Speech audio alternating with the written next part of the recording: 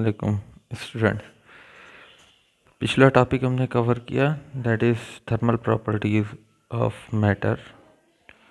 अब जो है आपकी यूनिट 8 है थर्मोडायनेमिक, जो कि आपका चैप्टर सिलेबस सामने आपको दिख रहा है, जिसमें हमको चैप्टर नंबर 12 थर्मोडायनेमिक्स पढ़ना है।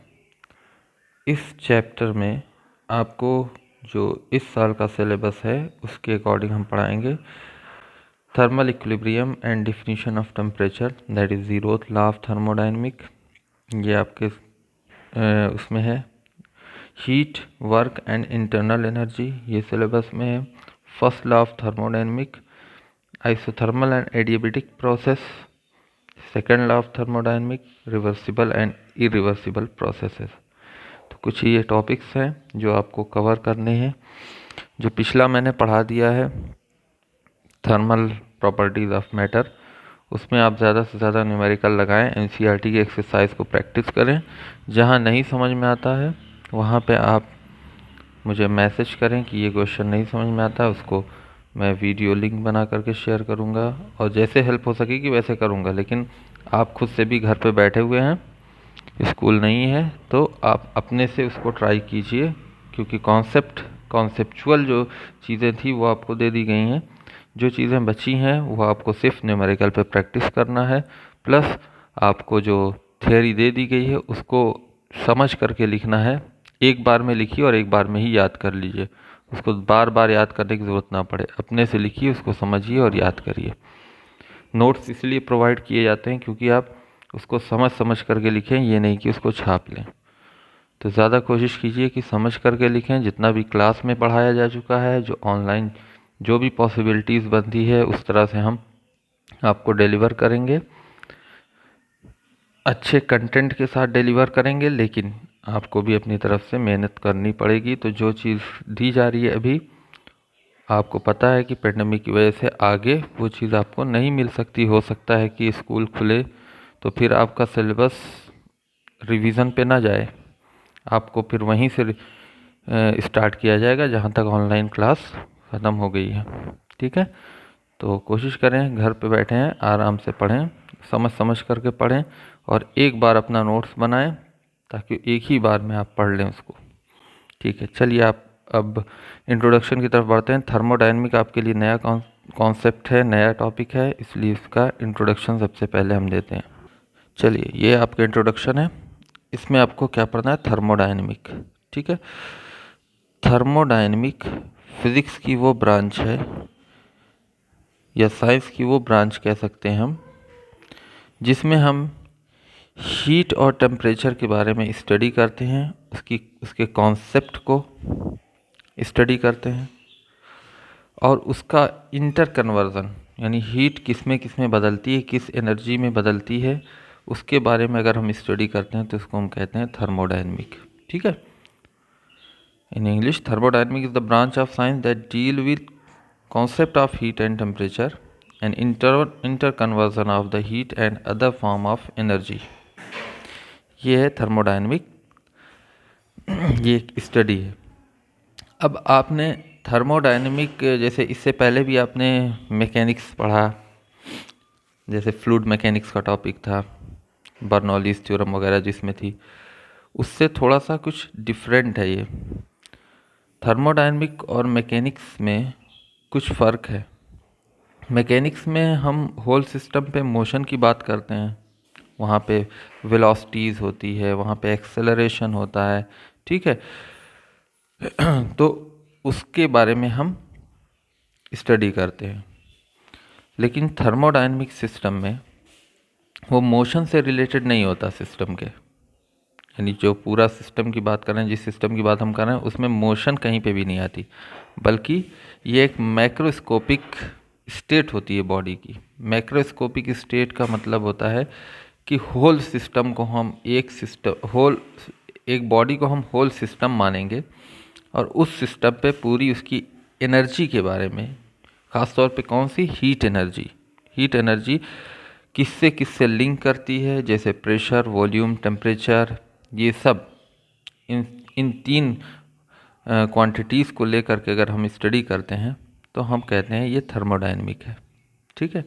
तो प्रेशर, वॉल्यूम, टेम्परेचर ये थर्मोडायनेमिक वेरिएबल भी कहलाते हैं।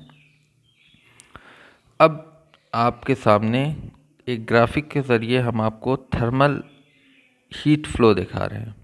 थर्मल हीट फ्लो का मतलब वही जो थर्मल कंडक्टिविटी आपने देखी थी कि इससे पहले जो टॉपिक पढ़ा था आपने, उसमें यही पढ़ा था कि हीट हमेशा फ्लो होती है हॉटर टू कोल्ड रीजन।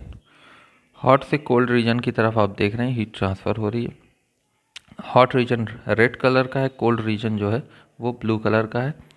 तो हमेशा हीट फ्लो जो बनेगा वो आपका हॉट से कोल्ड की तरफ बनेगा। अब ये बीच वाली जो ये एक कंडीशन दिखाई गई है, यहाँ पे टेम्परेचर जो होगा वो कांस्टेंट हो जाएगा किसी इंस्टेंट पे। टेम्परेचर कांस्टेंट मतलब दोनों तरफ का, इस साइड का भी इस साइड का भी, दोनों लेफ्ट राइट साइड दोनों का टेम्परेचर एक ही होगा किसी एक क्रॉस सेक्शन पे। अगर हम किसी एक क्रॉस सेक्शन की बात करें तो पिंक वाला पोर्शन जो है वो थर्मल इक्विलिब्रियम कहलाता है। थर्मल इक्विलिब्रियम की डिफिनीशन ये होती है कि अगर कोई भी सिस्टम थर्मल इक्विलिब्रियम में तब होगा जब वो सेम टेम्परेचर पे हो। तो यहाँ पे चाहे आप इधर के क्रॉस सेक्शन देखें, इधर का क्रॉस सेक्शन देखें पिंक वाले रीजन में, तो सब के सब थर्मल इक्विलिब्रियम में होंगे। तो कहने का मतलब है कि जब प्रेशर, वॉल्यूम, टेम्परेचर नहीं बदलता तो उसको हम थर्मोडायनेमिक इक्विलिब्रियम भी कहते हैं, यानी हमेशा कांस्टेंट बना रहे। जैसे हम मैकेनिकल इक्विलिब्रियम की बात करते हैं या स्टेडी स्टेट की बात करते हैं कि अगर बॉडी पे नेट फोर्स ज़ीरो है तो वो बॉडी मैकेनिकल इक्विलिब्रियम में होगी, बैलेंस कंडीशन में होगी, फोर्स बैलेंस होगा। उसी तरह से थर्मल इक्विलिब्रियम या थर्मोडायनेमिक इक्विलिब्रियम है जिसमें प्रेशर, वॉल्यूम, टेम्परेचर कांस्टेंट बन रहा है, बदले ना, तो ऐसी कंडीशन थर्मोडायनेमिक इक्विलिब्रियम कहलाती है। कुछ टर्म्स हैं जो आपको इंट्रोडक्शन में समझने हैं जिस पे ये थर्मोडायनेमिक का कॉन्सेप्ट चलेगा। देखते हैं वो टर्म। पहले देखिए system, what is system. System को जानने के लिए हम कोई भी हम बॉडी के ऊपर स्टडी कर रहे हैं या किसी कॉन्सेप्ट को लेकर के स्टडी कर रहे हैं, तो वो स्टडी उस बॉडी के ऊपर, वो जो बॉडी है जिसके ऊपर हम कर रहे हैं वो एक सिस्टम कहलाएगी। System is a part of universe in which thermodynamic observation are made. जहाँ पे हम थर्मोडायनेमिक का ऑब्जर्वेशन कर रहे हैं वो थर्मोडायनेमिक सिस्टम कहलाएगा। ठीक है, सिस्टम के ऊपर स्टडी की जाती है। नेक्स्ट, सराउंडिंग क्या होता है। सराउंडिंग सिस्टम से हट करके बाकी सारी चीज़ें कहलाती हैं, यानी सिस्टम के इर्द गिर्द जो भी चीज़ें हैं जिसके रिस्पेक्ट में हम सिस्टम को देख रहे हैं उसको सराउंडिंग कहेंगे। जैसे कोई बॉडी रखी हुई है कहीं पे, उसके ऊपर अगर हम प्रेशर, वॉल्यूम, टेम्परेचर के बारे में स्टडी कर रहे हैं तो वो एक सिस्टम है, होल सिस्टम है बॉडी का। लेकिन उसके इर्द गिर्द वो कहाँ पे रखी हुई है, टेबल पे रखी हुई है, ग्राउंड पे रखी हुई है, तो वो उसके लिए सराउंडिंग का काम करेगा, उसके रिस्पेक्ट में हम देखें। तो जिस रिस्पेक्ट में हम सिस्टम की स्टडी करते हैं उसको हम सराउंडिंग कहते हैं। Types of system. Types of system में आपके सामने कई system, open system, close system, isolated system. Open system ऐसा सिस्टम होता है जहाँ पे मैटर या एनर्जी सराउंडिंग से ट्रांसफ़र होती रहती है, मतलब सराउंडिंग से आदान प्रदान चलता रहता है, उसको हम कहते हैं ओपन सिस्टम। जैसे खुले में कोई भी हीटेड ऑब्जेक्ट रख दिया जाए, आपने बाल्टी में पानी को भरा, गर्म रखा हुआ है, एकदम हीट है, वो पानी कुछ देर बाद ठंडा हो जाएगा क्योंकि उसने सराउंडिंग से हीट ट्रांसफ़र कर ली है। तो ऐसा सिस्टम वो बिल्कुल ओपन सिस्टम कहलाता है। For example, reactant in an open test tube. जैसे वही बात, टेस्ट ट्यूब में अगर हम उसको ओपन कर दें तो वो रिएक्टेंट जो रिएक्शन करेगा उससे, तो वो ओपन सिस्टम में करेगा। Close system. तो ये तीन टाइप के सिस्टम आपके पास। ओपन सिस्टम आपको बताया, ठीक है। नेक्स्ट है क्लोज सिस्टम। क्लोज सिस्टम एक ऐसा सिस्टम जहाँ पे हीट या किसी भी मैटर का, हीट या कोई भी एनर्जी हो या कोई भी मैटर हो, उसका सराउंडिंग से कोई लेना देना ना हो, कहीं पे भी एक्सचेंज ना हो, ट्रांसफ़र ना हो वो सराउंडिंग की तरफ। ठीक है, तो ऐसा सिस्टम कहलाता है क्लोज सिस्टम। जैसे हम कंटेनर में गर्म पानी रखें और उसको बिल्कुल आइसोलेट कर दें, सिस्टम को ऊपर से ढक दें, जैसे आपका थर्मोफ्लास्क होता है, यानी जो आप थर्मस यूज़ करते हैं जिसमें गर्म पानी रख दो तो गर्म ही बना रहता है, तो वो क्लोज सिस्टम है, उसमें सराउंडिंग से कोई भी हीट ट्रांसफ़र नहीं होता है या कोई भी एनर्जी का ट्रांसफ़र नहीं होता, तो ऐसा सिस्टम क्लोज सिस्टम कहलाता है। नेक्स्ट है आइसोलेटेड सिस्टम। आइसोलेटेड सिस्टम जो होता है वहाँ पे कोई भी चीज़, ना तो एनर्जी ना तो कोई मैटर, किसी भी चीज़ का ट्रांसफ़र नहीं होगा सराउंडिंग के साथ। सॉरी, ये आइसोलेटेड सिस्टम जो होगा वो आपका थर्मस जो फ्लास्क है वो एक्चुअल में आइसोलेटेड सिस्टम होगा।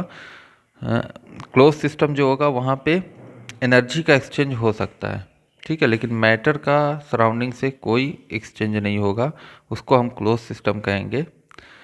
जैसे क्लोज वेसल में कोई चीज़ रखी हो, ढकी हुई रखी हो, तो वो क्लोज सिस्टम है, वहाँ एनर्जी का ट्रांसफ़र हो सकता है, यानी हीट तो एक्सचेंज हो सकती है, तो ये चीज़ क्लोज सिस्टम कहलाएगी। आइसोलेटेड सिस्टम में थोड़ा सा फ़र्क ये है कि वहाँ पे ना तो एनर्जी एक्सचेंज होगी ना तो कोई मैटर एक्सचेंज होगा सराउंडिंग के साथ, ऐसा सिस्टम जो कहलाएगा आपका आइसोलेटेड सिस्टम कहलाएगा, यानी उससे बाहरी एटमॉस्फेयर से कोई लेना देना नहीं होगा। ऐसा सिस्टम जनरेट अभी तक नहीं हुआ है कि जो कि परफेक्टली आइसोलेटेड हो। नेक्स्ट है थर्मोडायनेमिक प्रोसेसेस। थर्मोडायनेमिक प्रोसेसेस ऐसा प्रोसेसेस जिसके अंडर में हम थर्मोडायनेमिक की स्टडी करते हैं। सबसे पहला आइसोथर्मल प्रोसेस। आइसोथर्मल नाम से ही समझ में आ रहा है कि नेट बॉडी पे टेम्परेचर जो हो वो ज़ीरो। नेट टेम्परेचर की बात कर रहा हूँ, सिर्फ टेम्परेचर की बात नहीं कर रहा हूँ, नेट टेम्परेचर की बात कर रहा हूँ, यानी delta T is equal to zero.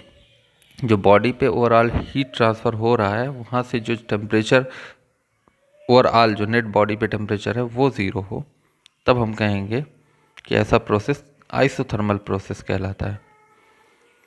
Adiabatic process delta Q is equal to zero, जहाँ पे हीट ट्रांसफ़र ना हो, ठीक है, तो हीट ट्रांसफ़र अगर एकदम ही नहीं हो रहा है या एनर्जी का ट्रांसफ़र एकदम ही नहीं हो रहा है, total net heat energy zero है, तो उस ऐसे प्रोसेस को एडियाबेटिक प्रोसेस कहते हैं।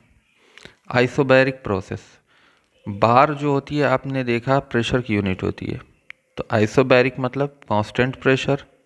कांस्टेंट प्रेशर प्रोसेस यानी ओवरऑल प्रेशर बॉडी पे या सिस्टम पे ज़ीरो हो, तो हम ऐसे प्रोसेस को आइसोबैरिक प्रोसेस कहेंगे। आइसोकोरिक प्रोसेस, आइसोकोरिक प्रोसेस जिसमें नेट वॉल्यूम ज़ीरो हो जाए, ऐसे प्रोसेस को हम आइसोकोरिक प्रोसेस कहते हैं, ठीक है। उस प्रोसेस मतलब उसके अंडर में हम स्टडी करेंगे डिफरेंट क्वांटिटीज़ की, थर्मोडायनेमिक प्रोसेस है ये सब। Cyclic process delta U is equal to zero, delta U that is total internal energy. Total internal energy अगर बॉडी में या सिस्टम में ज़ीरो हो जाए तो वहाँ पे जो प्रोसेस होता है उसको हम साइक्लिक प्रोसेस कहते हैं। नेक्स्ट है रिवर्सिबल प्रोसेस। आपने रिवर्सिबल इरिवर्सिबल पहले भी स्टडी की है। जो रिवर्सिबल प्रोसेस जो होता है वो रिवर्स मतलब एक बार तो हुआ फिर वो बैक उसी पोजीशन पे वापस लौट जाता है। रिवर्सिबल प्रोसेस आप 11th में इसकी एक डिफिनीशन है, process which proceed infinitely slow by a series of equilibrium steps. Process जो होता है वो बार बार जैसे चल रहा है प्रोसेस, किसी एक कंडीशन पे पहुंच गया फिर वो रिवर्स बैक आएगा, और ये इनफाइनाइटली स्लो यानी बहुत ही स्लो प्रोसेस होगा, धीमे धीमे करके वो वापस अपने जो इनिशियल स्टेट है उसमें सिस्टम लौटेगा, तो ऐसा प्रोसेस रिवर्सिबल प्रोसेस कहलाता है। ये सब थर्मोडायनेमिक कॉन्सेप्ट के बेसिस पे आपकी डिफिनीशन है। इरिवर्सिबल प्रोसेस ऐसा प्रोसेस होता है वो जो रैपिडली हो जाता है, and system does not have chance to achieve equilibrium, और सिस्टम इक्विलिब्रियम को अचीव नहीं कर पाता, ठीक है। तो रिवर्सिबल प्रोसेस, यहाँ एक नई चीज़ और बढ़ गई है, रिवर्सिबल और इरिवर्सिबल में ये थोड़ा सा फ़र्क है कि इक्विलिब्रियम पोजीशन में रिवर्सिबल तो जा सकता है, लेकिन इक्विलिब्रियम अचीव नहीं कर पाएगा इरिवर्सिबल प्रोसेस। ठीक, तो ये कुछ बेसिक कॉन्सेप्ट थे थर्मोडायनेमिक्स के जो इंट्रोडक्शन में आते हैं, आपको ये समझाना था। इसको वीडियो देखें, ज़्यादा से ज़्यादा वीडियो देख करके समझें।